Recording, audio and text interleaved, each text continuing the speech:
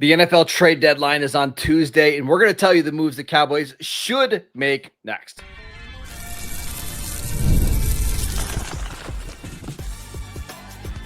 You are Locked On Cowboys, your daily Dallas Cowboys podcast. Part of the Locked On Podcast Network, your team every day. Welcome back to the Locked On Cowboys podcast, part of the Locked On Podcast Network, your team every day. We'd like to thank you for making us your first listen of the day. This episode is brought to you by Mazda. Like our players, we sweat every detail because when you make every move count, pulling off the unexpected is only the beginning. Stay tuned later for highlights in this week's Moving the Game Forward. Mazda, move and be moved. Welcome back. I am your host, Marcus Mosher. You can follow me on Twitter at Marcus_Mosher. Joining me today, as always, is Landon McCool. Check him out on Twitter at McCoolBCB. On today's show, we've got a special show for you guys because the Cowboys play on Monday Night Football. We're going to do a trade show. We're going to talk about some players that the Cowboys could target at defensive end, defensive tackle, cornerback, safety. Notice how they're all on defense. It's a trend. Yeah. But before we do that, we should talk about the types of trades that could be available. Number one, Landon, you could go after a rental to help you out this year, or you could go after a long-term solution. It seems like that's what the Cowboys are interested in here.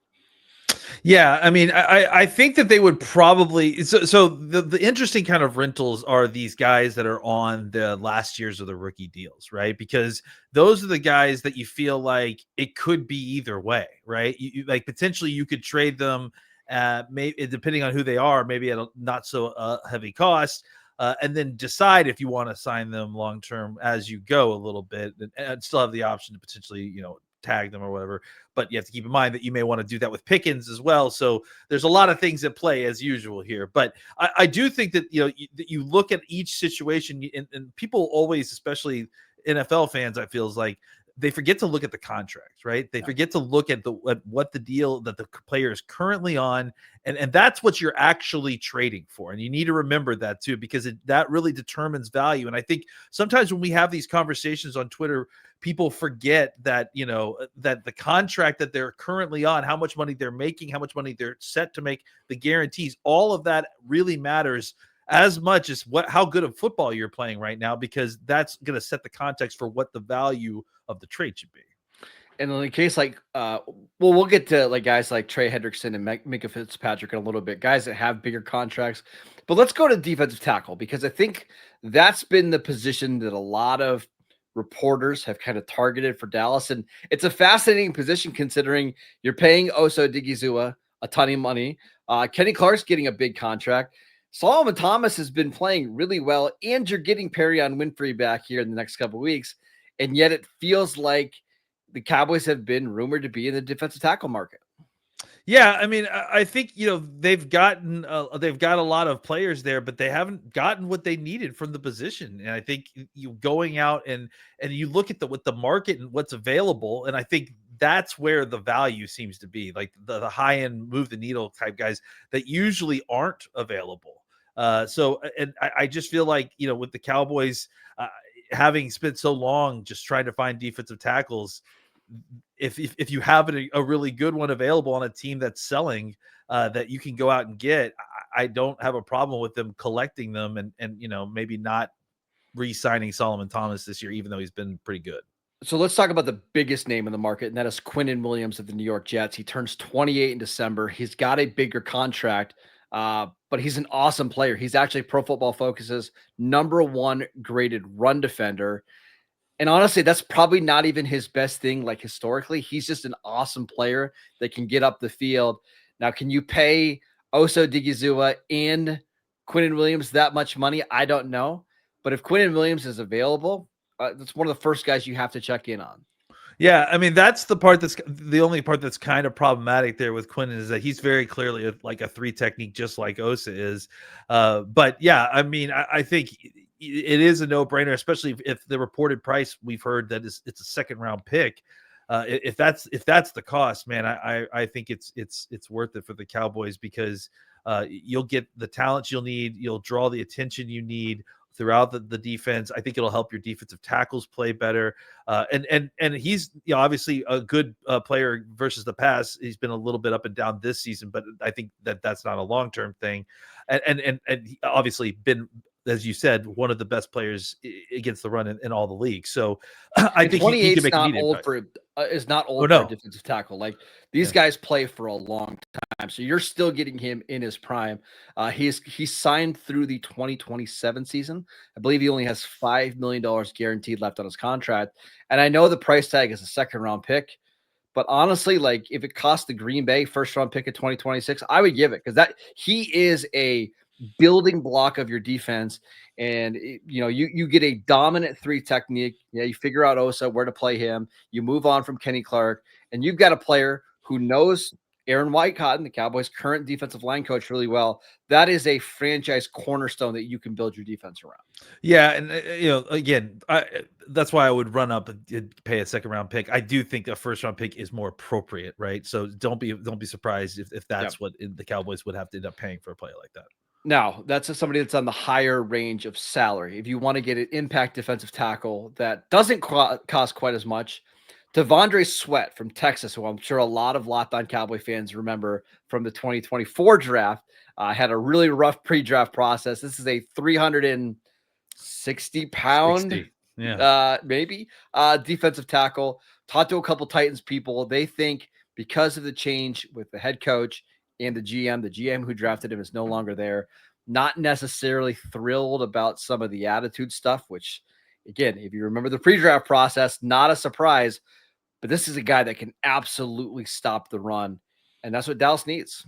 Yeah, I mean, anyone who watched him at Texas knows that he was a game wrecker for them. And the stuff that we're hearing about as to why they may be getting rid of him is a lot of why he fell. But at the same time, he's been very productive for a team. I mean, productive in a way that a nose tackle is, and frankly, productive as a way as a defensive tackle is. He has as many sacks as Kenny Clark and more than Osa this year so far. So, and for a guy that's 360 pounds who's playing mostly one technique and being just, I think another one of the better run defenders in all of NFL.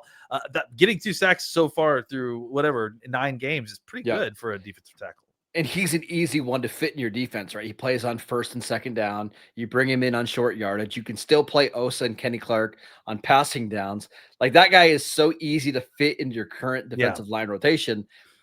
The great thing about Sweat is you have this year and 2 more years of super cheap contracts under the books. So this is not a guy that you have to pay right away. He's not a guy that's really going to cost you any money against the cap. What's the price tag on it? He was an early second round pick a year ago. I'm not sure it was going to cost the same. I think it's going to be a little bit less than that, but I do think he's somebody that either gets traded before the deadline or next offseason once the new GM comes in. Now, if I'm remembering correctly, we don't have a 3rd round pick next year because of a certain wide receiver that's out there. So the Cowboys may need to get a little bit creative here if they want to go out and get him and not spend a 2nd round pick. So it'll be interesting to see how they play that out if that is a move that they look to make. And we should mention Jeffrey Simmons because that's been another defensive tackle that's been in the run. 28 years old. He's been incredibly productive over the last couple of years. It's funny. We talked about Quinnen Williams being PFF's highest graded run defender. That's right. Jeffrey Simmons is the highest graded pass rusher. So what do you value more in your defensive tackles? Generally, it's pass rush. He's another undersized guy, but he's strong. He's quick. He's explosive. And again, he's another building block. I think from a personality standpoint and a locker room standpoint, I think Williams maybe fits in better, but I think Simmons is the more dominant player. Yeah. And I mean, again, it's the same kind of issue with Williams where, it's never bad to have too much of a good thing, but you kind of limit yourself schematically by having undersized defensive tackles that you have to work in. So it may need to be a rotation situation there. And they can play on the field some snaps, but not permanently, you'd think. So you just need to look out for those kind of sticky things that you just have to work out when he gets here. No, Jeffrey Simmons has a big contract, but like Quinnen Williams, I think it's going to be a 1st round pick to get him because the guys that can rush the passer that well and who are under the age of 30, they're not cheap to get. So I think I was it Leonard Williams a couple years ago, even later on in his career, still got a second round pick from Seattle. I got to imagine a first round pick is what it's going to cost to get Simmons. I agree. Yeah, All right. absolutely. Let's talk about some defensive ends because that's another position that the Cowboys have a weakness at, maybe because of a player they traded away back in September. Let's talk about some potential targets for the Cowboys next. This episode is brought to you by Mazda's moving the game forward for those who believe it's not just about playing the game, it's about redefining it. There are moments that do more than just put points on the board. They move crowds, they move culture, and they keep the game moving forward. And this week's moment that moved the game forward, it's actually, I'm just going to say Tyler Booker. I thought he was phenomenal last week against Denver. I know the offense didn't play particularly well, but there were some bone-crushing blocks he had in that game, and you're starting to see why the Cowboys drafted him in the first round. I think he's going to set a culture and an attitude for Dallas that they just haven't had at that right guard position, even with Zach Martin. So that's what's keeping the fans moving forward, is what this Cowboys offensive line could be down the road. And when you follow what moves you, the unexpected is only the beginning. And just like there's more to every highlight, there's more to a Mazda vehicle. Mazda, move and be moved. This episode is brought to you by FanDuel. The NBA is back, and there's no better place to get in on the action than FanDuel, the official sports betting partner of the NBA. Even if you miss the start of the game or you just want to ride the hot hand, FanDuel has live bets on everything from who will score the next points to fourth quarter comebacks.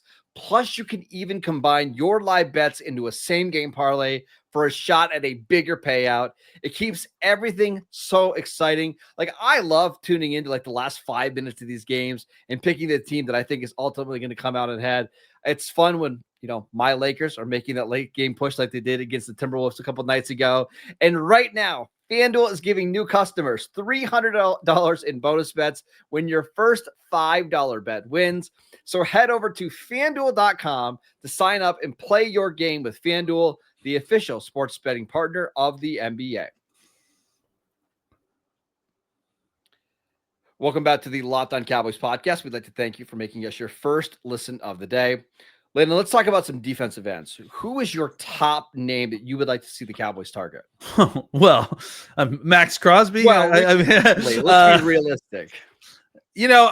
I think it's tough because it's kind of similar to the defensive tackle spot where you kind of have a plethora of one body type, though, right? Like you've got Fowler and Ezeraku and James Houston. Those are the guys that you feel decent about, and they're all 240-pound pass rushers, right? So I do feel like you kind of need to go out and get a guy that's a little bit more of a power at defensive end. You haven't gotten what you need out of any of these guys, let's be honest, but you haven't gotten specifically, especially what you need out of Marshawn Nealon, partially because he's been injured and partially because he's just been disappointing. And then certainly Sam Williams, who both of them were kind of supposed to serve on that strong side defensive end, and you just haven't gotten very much production at all from them. So I think a guy like Jaelan Phillips from Miami, right, who's a little bit like a 255 guy plus. He can still rush the passer, he can still bend. He's had a little bit of injury issues at times, but we loved him coming out of Miami. So I think he's on the last year of his rookie deal, so he is one of these guys that it's kind of a rental. But maybe you can sign him to an extension because you have the money, and maybe that's just part of it. Because I do think he is still young enough that, maybe you can get him on a relatively cheap deal because he's kind of had an uneven set of years over these last few years due to injury. And you could still get the kind of building block piece that you want at the strong side defensive end and help your defense out just by balancing things out and adding some talent in the run game. The guy could still rush the passer as well. We're going to mention a lot of names here really quickly, but do you think there's a chance the Cowboys could trade away one of their pass rushers? Because I was on a Patriots show the other day, and they've been looking for pass rush guys, and they were asking about Dante Fowler. And honestly, I think Fowler is a guy that a lot of these teams, like the Patriots, who, they're going to be in the playoffs. They might win their division. They're just looking for a guy that can bring a little bit of juice off the edge. Fowler has been a good signing for Dallas. But if the plan is to bring in someone like Jaelan Phillips or some of the other names that we mentioned, could you trade away Fowler, get some kind of day 3 capital, and that you kind of swap those guys out a little bit? Yeah, I mean, it's certainly possible, because like, look, I mean, the problem is even though the Cowboys don't seemingly have a very good pass rush, they don't, right? It's not that they don't have enough second tier talented pass rushers, I would call them, right? Like they have Fowler, Ezra Raku's coming on. I think James Houston as a pass rusher can I mean, he's got 3 sacks. Yeah, he can help you. So I do think that you could say that you have a surplus at that specific body type of defensive end. And I do think you could fetch something for one of those guys, not Ezra Raku, but maybe James Houston or Fowler. I just think Fowler's got the biggest track record, right? And he's been around. Yeah, and honestly, I think he's played really well. I think he, according to Pro Football Focus, the number 20 ranked edge this year. I think there would be a team out there with his contract that would love to add him for a day 3 pick. I want to give you another name. And actually, I forgot to tell you about this name pre-show, so forgive me. Nick Herbig from the Pittsburgh Steelers. This is a guy that John Owning and I have been fans of for a long time. He's another. You're a big Steeler guy, so I know that. So, yeah. No, but thank you. Another small defensive end. You're going to have to live with that. 6'2", 240 pounds. He's got 31.5-inch arms, but I believe he leads the NFL in pass rush win rate. I mean, he is phenomenal coming off the edge. He's Pittsburgh's best pass rusher by a mile right now. Now he's in year 3. He was a 4th round pick. So you're going to have him for this year and next year before he needs a new deal. And he's going to get a monster one. It would probably cost a 2nd or 3rd round pick to go get him, but that is a guy that can help your pass rush right away. Yeah. I mean, and maybe, it sounds like Pittsburgh has started using him less. Am I wrong about that? Their run defense has gotten a lot worse. So they're having to play TJ Watt and Alex Highsmith a lot more, and it's just limiting the number of times Herbig can get on the field. So I'm wondering if you couldn't do like a swap of players to like help them and then lower the price a little bit. It's possible. Because you are going to have to pay Herbig, like, if you don't, not this year, maybe, but certainly next year, next year. So I do think that it's possible to kind of get the price lowered, but yeah, I mean, look, I'm also a big fan of Nick Herbig, especially loved him coming out.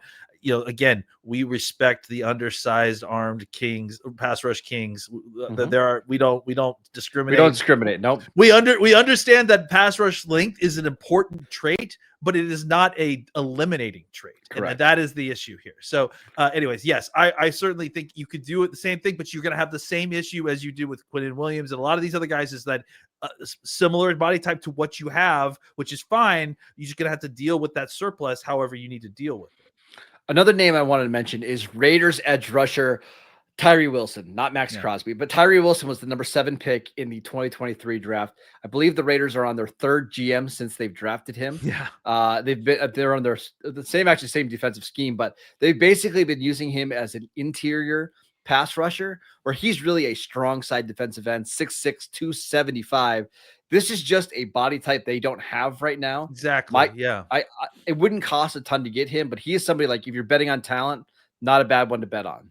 Yeah, and it's exactly what you kind of need, right? Like you need that kind of big body that can play on the outside, hold it down, and then potentially give you a little bit of something as a pass rusher inside. I mean, especially if you're not going to get a defensive tackle. If you don't end up going to get a defensive tackle, he's a guy that can come in and serve a very similar role to. Yep. A guy that you let go to Seattle, who is a pretty good defensive end as well. But we're not talking about outgoing defensive ends. We're talking about incoming defensive ends today. What about Trey Hendrickson? He's the big name that everybody's been talking about. It doesn't seem like Cincinnati wants to deal him, but we at least need to bring him up.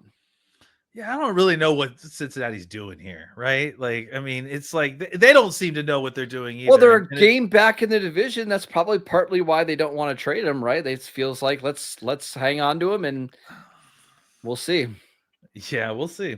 Yeah, I guess so. I mean, I don't know. I think to me, I would be interested. I think the specifics matter here, very much, right? And so. We would need to know what the price is, and then obviously I think you're probably going to need to re-sign him when he gets here pretty soon. So those are all specifics that obviously the Cowboys are going to need to know before they make this trade.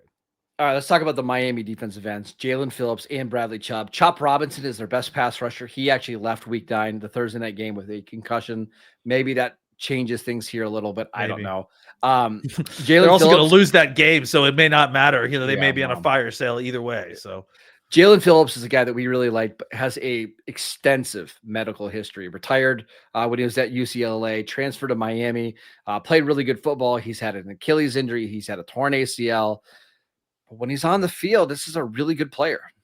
yeah, I mean, I really love the guy when he's on the field and the way he plays, and he's exactly like we said previously. He's the kind of guy that you need. He's the body type that fits really well. He's not Tyree Wilson size, but he could still function as that strong side defensive. And he's bigger. He's probably closer to 260, but less than that. I would say 255. And I think he can, do what you need on the outside and on first and second down. Where the Cowboys are struggling is players who can play both ways. Like play both. I mean, by both ways, I mean the run and the pass effectively. And that's why they're struggling on first and second down, because when teams can do whatever they want and they can play in a neutral game script, the Cowboys are having a hard time with the personnel that they deploy. Having a guy like Phillips who can be a pass rusher and a solid run defender would really, really help this defense. All right, let's talk about some defensive backs, because that's another spot that the Cowboys could use a body or two. Is Minkah Fitzpatrick a realistic trade target? We will get to that next. This episode is brought to you by Rougiet. Let's be real. Making excuses doesn't solve anything. We've heard them all before. It's just stress. I'm tired. Or, it happens to everyone sometimes. But when it comes to performance, sometimes your body just needs a little extra support. And that's where Rougiet comes in. Rougiet.com offers fast-acting, doctor-prescribed treatments for ED designed to help you stop making excuses and start making moves. Rougiet makes it so easy to get started. You get connected with a board-certified doctor that's 100% online, so there's no awkward waiting rooms and no awkward appointments. If prescribed, your treatment ships discreetly to your door. The process is fast, simple, and private, and it's all handled by real doctors. It's all about confidence, connection, and getting back to the moments that matter. Visit Rougiet.com/LockedOnNFL to get 15% off your first order. That is RUGIET.com/LockedOnNFL. And don't forget to use our promo code LockedOnNFL so they know that we sent you. Rougiet, stop making excuses and start making moves. Welcome back to the Locked On Cowboys podcast. We'd like to thank you for making us your first listen of the day. For your second listen, check out the Locked On NFL podcast. 2 shows every single day. 1 in the morning with Tyler Rowland, 1 in the afternoon with Tony Wiggins, available wherever you get your podcasts. All right, let's talk about some defensive backs. This is a spot that's a little harder to figure out, but do any names come to mind at corner or safety? Now, these are spots where people just aren't selling these guys too much. So, obviously, as you mentioned, Minkah Fitzpatrick is a guy that we've heard just because the Dolphins, potentially could be on a fire sale at this point. I also we didn't really talk about Bradley Chubb. I just mentioned him real quick. He's a more veteran guy that would be kind of closer to a rental, though he still isn't that old. He's had like 3 ACL surgeries, if I'm not mistaken, from both knees. So he is an older player. He's played pretty decently this year, and maybe he's back fully from it, but there's a lot of risk there. So that's more likely a rental than a corner piece kind of trade if they do that. So anyways, back to the corners. Minkah, I think, is a guy that's already been traded twice. Right? At least, twice. Yeah. And so it's interesting that that they would trade him again, especially since they just traded for him a few months ago, if I'm not mistaken. Right? Well, and it's probably, if you can get him, maybe Miami's at the point where, hey, we just value the draft picks. We're going to need them to start this rebuild over. Yeah, and I think he is the guy that you can build your defensive backfield around, right? He is a guy that can be a centerpiece in your defensive backfield as you start to acquire more talent. So I think he's worth a trade. I don't know what he's available for, but I would imagine he's a safety, so second round pick probably. That's been the rumored price, and I always think that's a little high for a couple of reasons. Number one, he's going to be 29 here in November. Yeah. His contract is also big, big for a safety. It's not outrageous or anything like that. And I just don't think 29-year-old safeties who are making, I think, 16, 17 million a year are going to go for a second round pick. I think it's more likely like a fourth and something else, right? And again, I think that's very palatable. I don't think it's going to be a second round pick. I don't think we have to pay that. Maybe we're hearing second round because that's what the teams are, telling the media to tell us all that that's what he's worth. Right? NFL teams don't value safeties that much. I mean, he got traded for a first round pick back in 2019. I got to believe his value's decreased a lot more since then, now that he's a lot older and a lot more expensive. Yeah, and then the last guy is Tariq Woolen, who plays for Seattle, and there's a change of the classic situation. You change out a head coach, you change out defensive coordinator who is the head coach, and the systems just may not align as much. Woolen is very much the definition. I mean, Will McClay must have been at this guy's birthday parties, like, just like following him around, just like asking if you could buy him dinner and stuff. Truth be told, the best way to find out a corner that you want the Cowboys to acquire is go to Mock Draftable, sort by arm length, and just go through the list of see if the guys who are still in the league. The first name that comes up is Tyree Wilson, so that makes total sense. He's the biggest of all the big cornerbacks. He's like the largest of all the large boys. So if the Cowboys are looking to get a corner who maybe is again another guy who's getting the end of his contract, probably will, right? I mean, I think he's in the last year of his contract, if I'm not mistaken. So it's a rental for a year. Yeah. So you either got to make a plan to re-sign him or understand that you're just renting him. But again, as far as a fit for what the Cowboys are looking for, I don't know about Eberflus specifically, but what the Cowboys are looking for, Tariq Woolen would be a good fit. He's been in and out of the starting lineup, so I think he's somebody that you get for a day 3 pick, and then you just see how it goes in the second half of the year. And if it works, you sign him. If not, you let him hit free agency and you pick up a comp pick. But I do think Woolen will get traded before the deadline, and the Cowboys, because of their obsession with arm length at cornerback, seem like a natural fit. All right, that is it for today's show. We'd like to thank you for making Locked On Cowboys your first listen every single day. Check out the show on YouTube. Download the podcast wherever you get your podcast.